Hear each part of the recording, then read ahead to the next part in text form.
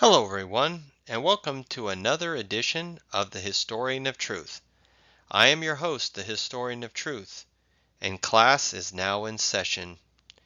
I would just like to remind you before we start to hit that like button and subscribe to the channel so that you'll get notified when new material is released. Today's episode, we're going to deal with the very famous case of D.B. Cooper. Most people have heard of this case before, but at the end I will give you my opinion of what probably most likely happened to him. But it was a case that I stumbled upon when I was still in college. I'd never heard of it, and then I watched an episode on a TV about this, and it really grabbed my attention because at the time it had been 29 years. And next year will mark the 55th anniversary of this famous event where D.B. Cooper jumped out of an airplane and into history. So this case happened. It's a very unique case dealing with the famous skyjacking by this unknown individual who has garnered so much reporting and so much debate over the last 55 years. So what exactly happened with D.B. Cooper? We're going to go over the whole scenario, what occurred, what was later found, and what really probably happened to this man. The hijacking occurred on the Northwest Orient Flight 305. It was on the afternoon of November 24th, 1971, during Thanksgiving at that time. A man in a business suit, described as being in his mid-40s, about 6 feet tall, and wearing a black tie and trench coat, purchased a one-way ticket from Northwest Orient Airlines Flight 305 from Portland, Oregon to Seattle, Washington. He paid in cash and registered under the name Dan Cooper. He appeared very calm and ordered a bourbon and soda on the flight. Back then, they didn't have the security on airline flights like they do today. So people could walk right on to airplane flights with weapons and bombs or anything like that, and they were never even nobody ever really thought about doing that. But definitely after the D.B. Cooper case and a couple of other skyjacking attempts in the 70s and 80s, metal detectors, police presence, these sorts of things on airline flights became more and more common. And then especially after 9/11, we saw that, but we saw more and more of it. But not at this time. This happened in 1971. Airline travel, was probably about 40, 50 years old at this time. And so, nobody really thought anything of it. Okay, so D.B. Cooper bought it. Now, his initial name was Dan Cooper. He got mixed up. They got mixed up because I believe there was another person on the flight named D.B. Cooper or something of that nature, but we'll talk about that later. Okay. Shortly after the Boeing 727 took off, Cooper handed a note to a flight attendant by the name of Florence Schaffner, who initially assumed it was a proposition, because back then, many women flight attendants were, looked at. They're usually very pretty. I guess you would kind of consider them, a lot of them, kind of like what we would consider like Hooters waitresses now. And so they got hit on a lot on those flights by men um, um, while they were in the air. And so it was very, very common. So she saw this note and thought this is what this man was trying to do. When she put the note in her pocket, Cooper leaned in and whispered to her, "Miss, you better look at that note. I have a bomb." The note stated that he had explosives in his briefcase, which he did show her. He showed her the makeshift bomb. And he demanded $200,000 in $20 bills. The money was to be unmarked and non-sequential. That was a tactic that was used by doing sequential uh, bills. So if somebody was paying, they would pick it up. If you're paying $40, you have two 20s, and they both have the same serial number or one digit off. They would be able to pick that up and then know and kind of investigate it. And then he asked for 4 parachutes, 2 main and 2 reserve. Cooper then opened his briefcase just long enough for the flight attendant to see what looked like a mass of wires, a battery, and several red-colored sticks, convincing her he was serious. Schaffner took the demands to the cockpit, initiating one of the most unique episodes in crime history.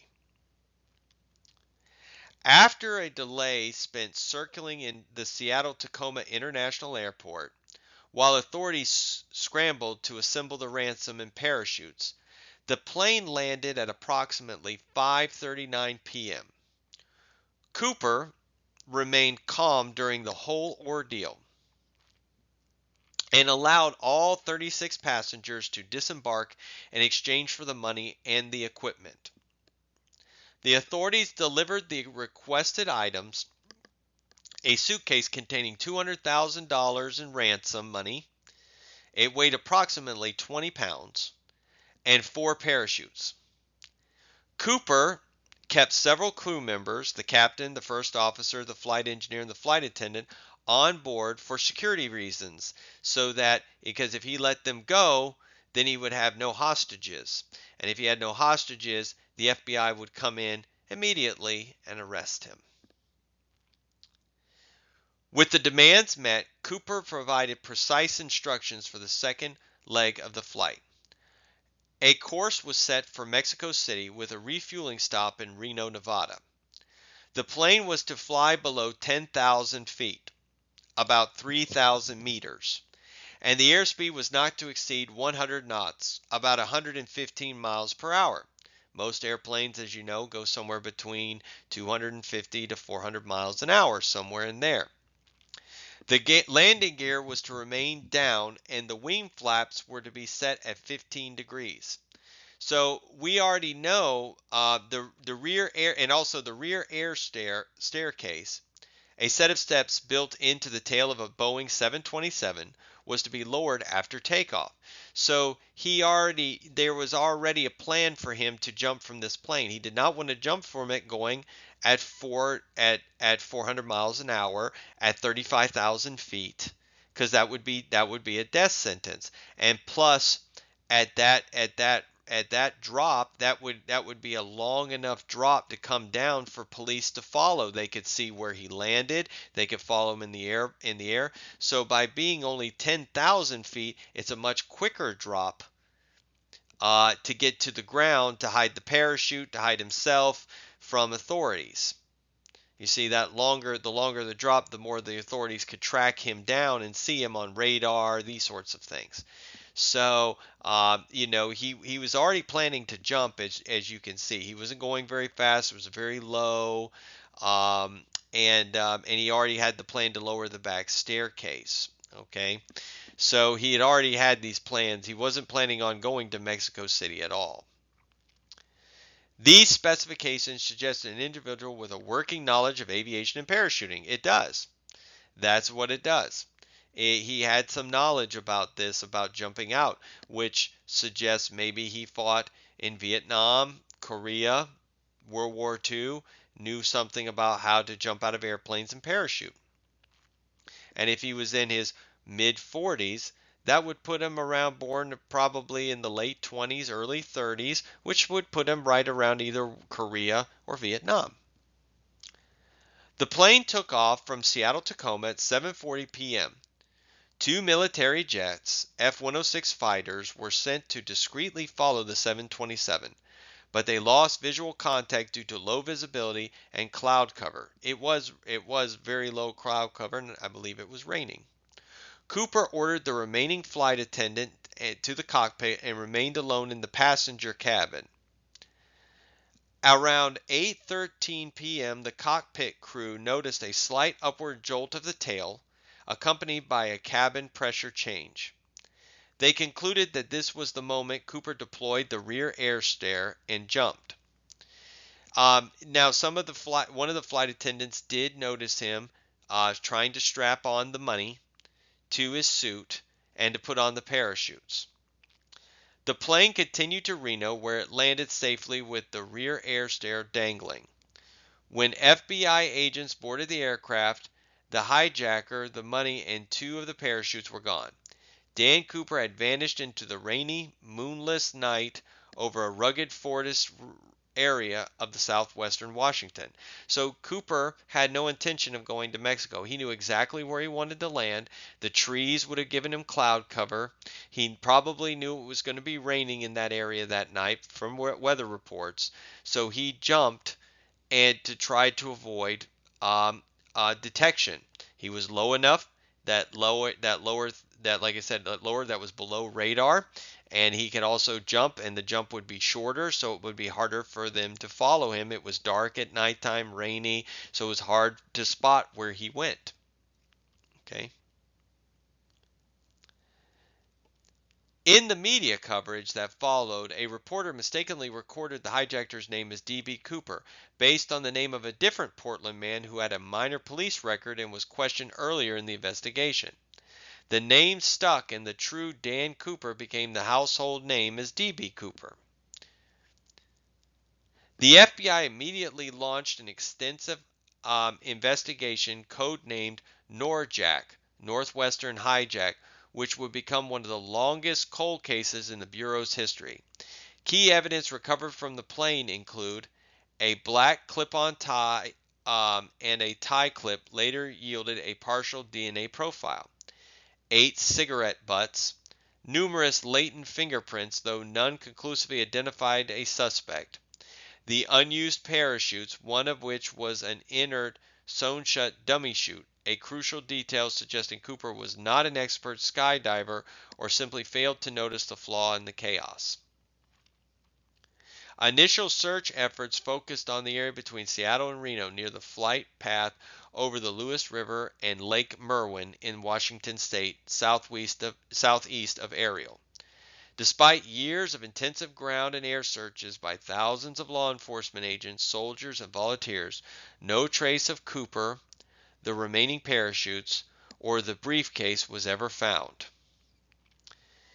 A man in the forest found I know a man in the forest found a sign that came from the back stairwell of the flight over in that area. He did find it years later. It came from the Boeing 727 that Cooper had jumped from.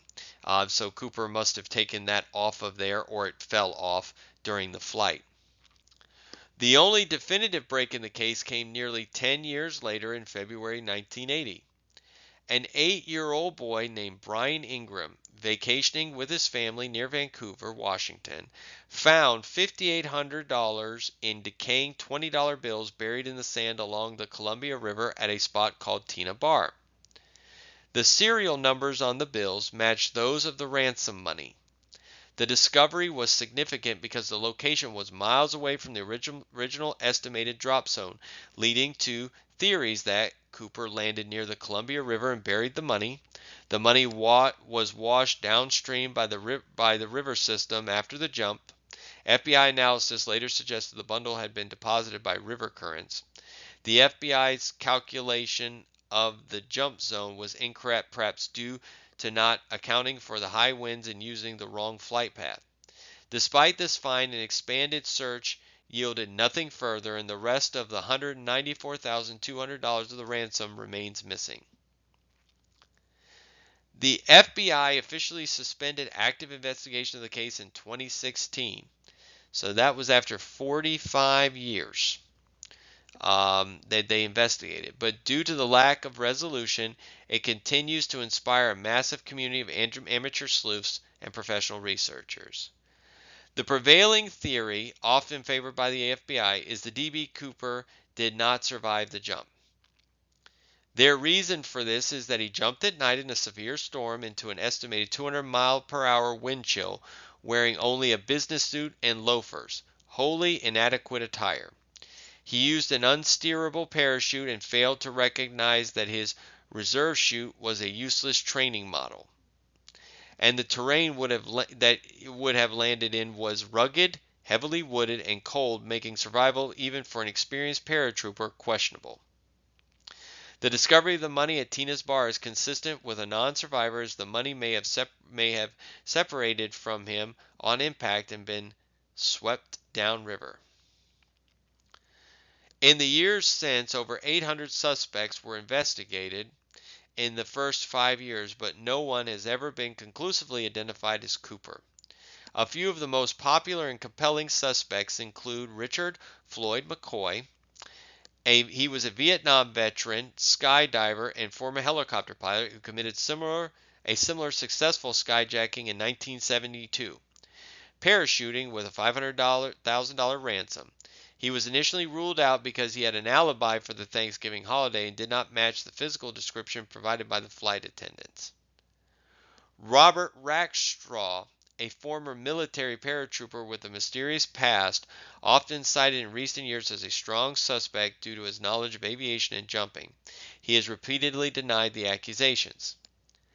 Kenneth Christensen, a former Northwest Orient pursuer and World War II veteran whose appearance matches the eyewitness descriptions, who had jump training and who paid for a house in cash shortly after the hijacking. He was investigated after his death but not conclusively linked. Dwayne Weber, a man who allegedly made a deathbed confession to his wife that he was Cooper. The FBI investigated but could not conclusively link him to the DNA on the tie. The D.B. Cooper case remains the only unsolved commercial airline hijacking in history. It led directly to significant changes in aviation security, including the mandatory screening of all passengers and baggage, the requirement for proof of identity when purchasing airline tickets, and a modification of all Boeing 727s with a Cooper vane, a device that prevents the aft air stair from being lowered while the plane is in flight. The story of the polite skyjacker who vanished with a briefcase of cash has transcended true crime to become a modern American myth, a symbol of daring, seemingly victimless crime and the enduring hope of the perfect escape. Now, that is true. I think a lot of people want to believe that he escaped and got away with the money. They want to believe that. Um, I have studied this case for well over 25 years of just looking at it, watching different documentaries, reading up on articles, and these sorts of things, and looking at the suspects. I remember when I first learned of Dwayne Weber. I thought he really did look like him, and of course, Richard Floyd McCoy looks a little like him too as well. Um, but the one thing that I would say is I would have to, if people want my opinion of whatever happened to D.B. Cooper, D.B. Cooper was more than likely, I believe, the best theory is he died when he landed. He may have hit some tree branch. I believe he probably, when he landed, he probably he probably hit some tree branches because he probably couldn't see. He was trying to land in the trees, and that would not be good. He probably hit some tree branches, and he may have accidentally, like, when he may have gotten stuck in some trees, and then um, um, like let go of the parachute, unbuckled himself, landed too hard, broke his leg, hurt himself, may hit his head. But I believe he probably died soon after. He didn't probably last very long there in that winter, in that time. It was cold. It wasn't winter yet, but that cold night, rainy night, he was probably lost in those woods, and he could have gotten lost. and he could have perished in a place where they're not looking. Because I've heard of so many cases where somebody went hiking and they got lost, and then they found his body. They found the person's body years and years later, even in areas that they had searched thoroughly. They found the person's body. I mean, I just remember recently the actor Julian Sands disappeared while hiking, and then they found his body. It was several months later. So it's very, very common. So I think that he probably died. Maybe the animal, and more than likely, animals took his body when he died. It's a very wooded area, so there's probably going to be a lot of bears, things like that, that will happen upon his body and take it. Maybe some hungry coyotes, or some form of cat, that lives up there. I don't know all the cats up there, but they probably took his body. And if there's any remnants of it, I do agree that a lot of that area was destroyed by Mount St. Helens, and so he could have been buried in there. I do not believe Dan Cooper or DB Cooper survived. I do not believe that he did. That's why they've never been able to find any money at all. What use would it have been for someone to take $200,000 and then never spend it? To never spend it. What would have been the point? He probably would have spent it over time. Maybe 10 years later, maybe 15 years later, when people thought, oh, they would have forgotten about this. They probably forgot about this or whatever. And they didn't. It's like it was never spent, because that money was like they said, some of it got loose from his body and went down the riverbed and got buried on that beach where that young kid found it almost 10 years later. And that's what happened to it. They have DNA on a tie, but they're not able to link it to anybody. Well, we know what we have with DNA technology today, where you can do family trees and do all of this. They can't link it with anybody. So I think that the person known as DB Cooper died. They died, and these other people that are saying that they're them, like Dwayne Weber, probably just trying to get notoriety or something of that nature. But I agree with them. Nobody's been able to identify this man. Nobody said that's him. I know him. His face has been around for 50 years. Nobody's been able to identify him. And so, he may have been a loner throughout his life, maybe not have any family, these sorts of things. That's why nobody has said anything to him about him. And he probably just died in that forest area, and an animal took him. And that's why they weren't able to find him. The animals could have taken him that night. Who knows? He may have landed somewhere and then died, and there was a hungry bear that came around and saw him and pulled him back into his den and ate him at that point. But there have been, like I said, there was a movie made about him. I think, what was it called? In Search of DB Cooper, and also DB Cooper was mentioned in, what's that? Uh, Without a Paddle or something. That movie that was in 2003, 2004.